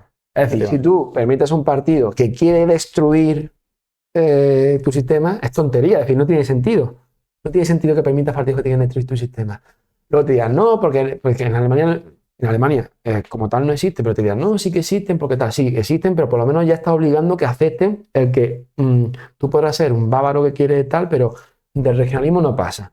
Le ponen ciertos límites, que no puede ser que esto jauja, porque al final legitima, como que Cataluña tiene una historia diferente a España, y aún sin sentido porque Cataluña es una parte dentro de la corona de Aragón. Es decir, es que y León también tiene derecho a independizarse, y Asturias también, ¿no? Y Galicia y Andalucía. Si nos ponemos así, también. todo el mundo tiene, claro, todo el mundo tiene su derecho. Y Madrid también, que se independice, que es decir... Todo el mundo tiene su derecho, no, que todo el mundo podría hacerlo. Claro, si nos ponemos así, es que no tiene sentido, porque al final se han ido permitiendo una serie de cosas que no tienen sentido ninguno. Claro. Sí, es verdad que el problema no es lo que yo estaba diciendo antes, sino que es ese problema que habría que cortarlo de raíz, Sí. ¿cierto? Y luego ya para terminar una cosilla como puede ser, bueno, digo también así, como dice ahora Luis Pérez, de que va ahí un poco de un tema tabú porque dice que las elecciones están manipuladas. ¿Tú crees que las elecciones están manipuladas? A ver, yo he participado electoralmente y la manipulación no sé, es decir, lo que yo entiendo que dice Alvise, que está manipulada el hecho de que hay fraude electoral. No hay fraude electoral. Porque ahora para las europeas quiere contratar un perito, bueno, contratarlo. Te aseguro yo que he estado en recuentos electorales y tal. Es una forma de intentar deslegitimar el sistema, o una forma de, cuando no obtienen unos resultados que tú consideras, pues genera esa duda. El fraude está y hay fraude. ¿Y en el voto por correo? Pero es que el fraude no está ahí. El fraude está en el clientelismo político. Eso es el fraude. ¿En él? Perdón. Clientelismo político. El fraude no está el día de la votación. El fraude está el por qué cierta gente vota tal, porque tiene, pues bueno, un tipo de ayuda, o depende económicamente de que le saquen a trabajar en el ayuntamiento de tal sitio. Ahí está el fraude. Ahí es donde se genera ese clientelismo político territorial, que por eso en Andalucía el Partido Socialista durante 40 años está gobernando ahí, por eso en Galicia el Partido Popular, pues bueno, yo desconozco la situación gallega, pero estoy completamente convencido que un partido con tanta implantación territorial se genera así el clientelismo político. Igual que en Cataluña, igual que pasa con el PNV, es decir... Sí. Yo me iba más por el nivel más raso, por el nivel más bajo de decir, bueno, aquí se están contando más los votos. No, punto. eso te aseguro, que habrá... Porque lo que sí es verdad es que es un hecho que va a haber problema a lo mejor con respecto a lo que dice Luis Pérez. Me parece que va a haber entonces un problema porque ¿por qué se es tan reticente entonces a hacer eso? ¿Por qué no se quiere? ¿Por qué él critica a Indra como recuento de votos? No, pero bueno, a ver, lo que hay es que yo he participado en elecciones, tú estás allí, hay apoderados de diferentes partidos políticos que están muy encima tuya, yo he estado como apoderado, vas a cuchillo, decía, ahí no se te escapa, te quieren quitar un voto y vas a cuchillo. Que te pueden quitar 3 votos a un partido que no tiene representación, un sitio donde no tiene, puede ser, pero te aseguro que si eso fuera así, no te encuentras fuerzas políticas que te sacan 45.000 votos en toda España, tal, no. A lo mejor he No dicho hay. que nos vamos al nivel más bajo, pero a lo mejor es un nivel medio a lo que se refiere este hombre. Sí, yo sé a lo que se refiere. Tú vas allí y tú das fe y rellenas una acta. La acta se la la entregas al ¿A la juez. mesa? Bueno, el presidente de la mesa la entrega al juez y luego se cuentan las actas y lo que se pasa a Indra, que es lo que pone ahí. Luego hay un recuento de votos, pero realmente no hay. Es decir, puedes ir a unas elecciones, yo te lo aseguro, es decir, si lo hubiera lo denunciaría. De hecho, si fuera tan fácil como eso, sería mucho más fácil manipular las elecciones. Y no habría que buscar el clientelismo político, que eso es un coñazo en realidad, porque al final también erosiona al partido político. O bueno, o los casos que ha habido de compra radicalmente por ejemplo, en Melilla, que eso sí es compra de votos, o en ciertos barrios de Andalucía, por ejemplo, pues a los patriarcas de ciertas familias, pues le entrega un frigorífico, le entrega ciertas cosas y te lleva de la manita a la gente a votar. ¿Eso pasa? Eso a día de hoy no lo sé, yo no te voy a decir que lo haya visto, pero claro que pasa, cuando dicen que van a por la varilla por el voto. Es decir, ese tipo de pequeñas erosiones, ahí es donde está realmente eso. Pero no hay esa estafa, no hay esa estafa en el sistema en ese sentido. El sistema no necesita eso. Por desgracia, si necesitas eso, a lo mejor porque hay una fuerza política y social en la calle que realmente fuera a dar una batalla y acabar con estos problemas, no lo hay. Es decir, el sistema no necesita de eso. Porque el sistema tiene un cliente, es decir, hay como 2 generaciones, la de 40 para abajo o 35 para abajo, que estamos a una cosa nueva, es decir, que nos estamos encontrando una serie de problemas, que estamos empezando a espabilar y a dejarnos de tonterías de la gente más mayor, y los más mayores que tienen un voto o muy secuestrado por puro fanatismo o cierto clientelismo de 50 años y tal, y te puedes encontrar, como yo he visto, muchos votantes. Bueno, hablo de Andalucía. Si te vas a otro sitio, cámbiale el nombre del partido. Votante socialista, que a lo mejor no traga a Pedro Sánchez, que no cree, es decir, está en contra de la independencia, pero ahora del voto. ¿Por qué? Pues porque económicamente han estado vinculados y han dependido de tal ayuda, o del paro, de esto, del ayuntamiento. Entonces, ¿Y tú crees que también es porque hemos mamado ese bipartidismo? sí, claro, la gente mayor, por ejemplo, yo te puedo asegurar. El típico del mayor Mira, que dice, yo es que voy a votar al mira, PP, voy a votar al PSOE porque he votado toda mi 2 vida. casos. En la izquierda y en la derecha, para que no solo sea. Yo he visto gente mayor, socialista de toda la vida, que a Pablo Iglesias le encantaba, en el momento inicial me refiero, porque luego Pablo Iglesias creo que ha sido de los políticos que más rápido subió, pero más rápido ha caído porque él mismo se desprestigió, ¿no? Y que veían una idea renovada en la izquierda como para votar, pero no votaban al PSOE porque es el partido de fútbol. Soy hooligan de mi partido político. Y en la derecha el mismo caso. Gente que posiblemente ve a Abascal como que le encanta, pero su partido es hooligan de su partido político. Su partido político se llama Partido Popular. Y pones una cabra en el PSOE, y pones una cabra en el PP. Y van a seguir votando. Por lo menos ciertas generaciones. Estas generaciones, claro. Es verdad que a raíz de cierta edad ya como que ya no estamos en ese secuestro porque somos hijos de los finales de los 80, de los 90, que ya no estamos en la época de la transición, ni en la época de la movida de los primeros años de los 80, ni en el final del franquismo. Es decir, como que ya eso nosotros estamos a otras cosas, estamos a nuestra problemática del día a día. No que me caliente la cabeza con la guerra civil, con la posguerra, con mi bisabuelo. Es decir, no cuida a tu padre en la residencia, pero estás preocupado de dónde está tu bisabuelo cuando ni siquiera. Es decir, no estamos a esas cosas, estamos a los problemas que tenemos en el día a día. Sí, cierto. Por eso creo que hay un cambio generacional. Y cuando nuestra generación vaya creciendo, ese bipartidismo va a entrar en peligro. Sí, yo de hecho, creo que más agresivo está. No sé si consideras que es que ya para además darle, como yo trato de fomentar también en el canal, me gusta siempre dar a los pocos oyentes que de momento tenemos, que espero que sean más siempre, pero decir que yo creo que el concepto izquierda y derecha yo creo que es algo anacrónico. Sí, es que no sé por qué la gente ya debemos de pararnos a pensar en lo que digo siempre, en unas necesidades que tenemos y en buscar una solución a esas necesidades. Mira, un ejemplo. A nosotros ya fíjate si nos la sopla ese concepto. Porque es un concepto que vale para generaciones anteriores, pero no para nosotros. Rojos y azules, conservadores y progresistas, absolutistas, bueno, carlistas y y liberales, ¿no? Izquierda, derecha. Eso para nosotros no vale. ¿Por qué no vale? Porque somos la generación, como he dicho, de la crisis.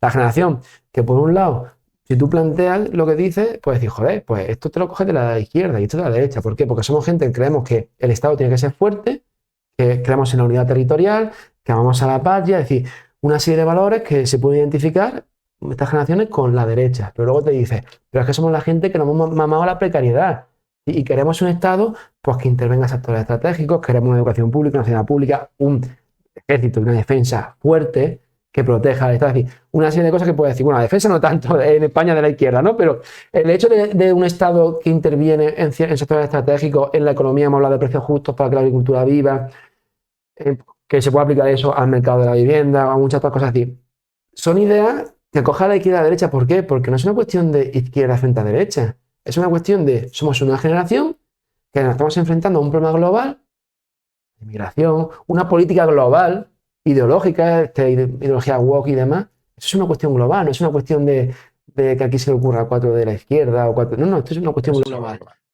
Cuando hablamos de algo global, ya el problema no es pues, estar en la izquierda o en la derecha, no, es una cuestión de sentido común, Estado-nación, frente a esas injerencias de las grandes élites económicas, progres, políticas, como queramos llamarlas, frente a la inmigración, frente a la criminalidad, que la criminalidad ahora mismo es global, ya no es esa criminalidad. Entonces, no vale la izquierda y la derecha, no vale.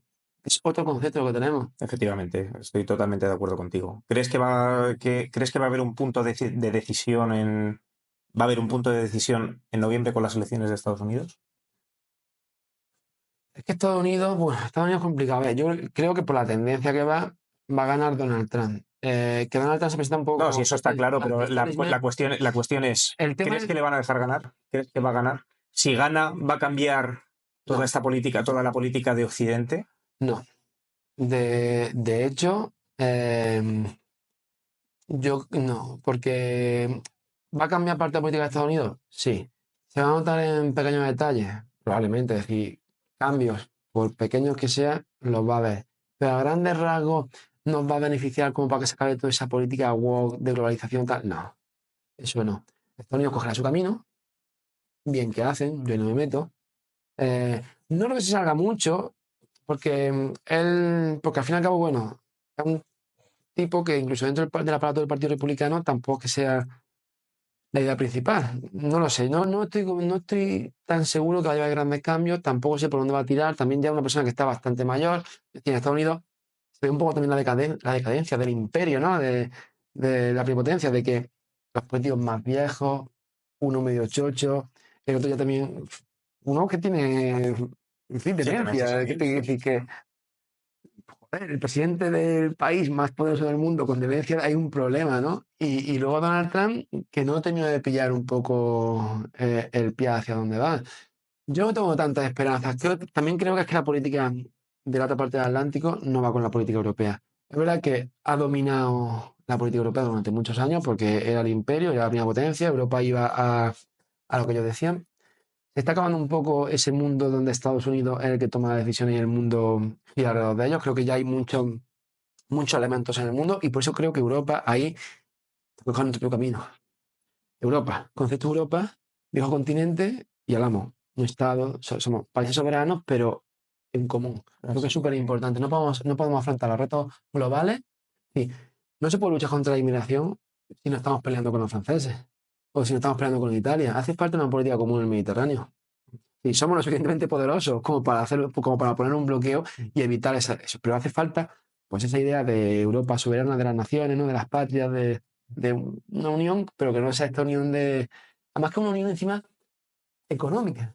La unión política como que ha llegado después y como de tapadillo, porque te das cuenta que nos han quitado la capacidad de la soberanía a nivel económico, eso al final te quita la soberanía de las fronteras, la soberanía de la toma de decisiones, bueno, de todo tipo de política, y dices, joder, macho, si nos unimos para un mercado común y al final me he quedado sin herramientas políticas, ¿no? Porque tampoco fue declarar una unión política. Pero yo creo que más que Estados Unidos tenemos que mirar nosotros y encoger nuestro propio camino. ¿Crees en esto que dice gente como Santiago Armesilla, en esto de la iberofonía? Es bonito. bonito. ¿Quién amante de la historia de España no le encantaría tener una Commonwealth a la española, ¿no? Como tienen los británicos? Pero creo que No lo ves factible. no es realista. El mundo hispanoamericano tiene dos facciones. Una facción muy ultraliberal en el mal sentido de la palabra, totalmente controlada por Estados Unidos, donde ha hecho lo que le da la gana, porque es su patio trasero, y luego la otra parte, la chavista, la socialista, y ambas coinciden que odian a España, es decir, tienen en común. ¿Crees que sí o cada vez menos? Hombre, yo creo que por suerte la globalización tiene muchos factores negativos, pero otros positivos, que es las telecomunicaciones, el hecho de YouTube, el hecho de que allí ahora puedan escuchar nuestras voces, creo que también eso hace que, bueno, en México, por ejemplo, hablan de la madre patria, es decir, creo que va por países, ¿no? Pero sí que es verdad que lo veo poco probable, ya no tanto por el pueblo, no creo que el pueblo tenga un odio a España, o sea, por los más fanáticos. Creo que los propios gobernantes han generado de España, aparte que ellos no ven lazos realmente con Europa, ellos tienen disputas tan básicas a nivel interno, a nivel del continente, que veo poco probable. Claro, la Commonwealth, Australia, Nueva Zelanda, es decir, una serie de países que no tienen los problemas tan básicos de lo que es el mundo hispanoamericano. Entonces, ese es el problema. Entonces, bonito, claro que es bonito. Factible, no sé, eso no significa que haya que renunciar a tener relaciones estrechas con una cantidad de países que hablan nuestra lengua. Es decir, tenemos en común la lengua. Se pueden tejer muchas relaciones económicas con esos países, claro que sí. Pero por cercanía, yo creo que el bloque tiene que ser Europa como bloque. Ahora bien, volvemos a lo mismo. España debe ser soberana. No tenemos que vender La soberanía. todo a un bloque europeo. Tenemos que realizar las relaciones que consideremos oportuno. Creo que hay que ir en bloque como Europa, pero eso no significa renunciar a las relaciones con toda Iberoamérica, porque vamos, tenemos algo como la lengua en común, creo, que ya facilita mucho el entendimiento. Bueno, pues de maravilla. Por mí concuerdo 100% contigo. Nada. Pues yo creo que, bueno, hemos llegado a Sí, final de la ¿verdad? conversación. Me ha encantado. Me pareces un tío muy, muy, muy coherente, un tío muy inteligente y de verdad que disfruta muchísimo con esta charla. Así que no sé si quieres decir algo a la cámara o puedes aprovechar para decir lo que sea. No sé, Como digo, a nuestra poca audiencia, pero sí, bueno, no, pero tenemos bueno. nuestro corazoncito, como digo, en algún vídeo. No sé, Y- hemos estado hablando un poco de todo. Bueno, animaros a que os suscribáis al canal, por supuesto, que es importante, como hablaba al principio, la difusión. Y bueno, el que no nos conozca, pues que puede conocernos a través de las redes sociales de Hacer Nación. Y bueno, un poco más que decir, ¿no? Así que ya hemos tenido aquí una hemos estado hablando de largo y tendido. Así Sí. que perfecto. Pues nada, un placer, caballero. El placer ha sido mío.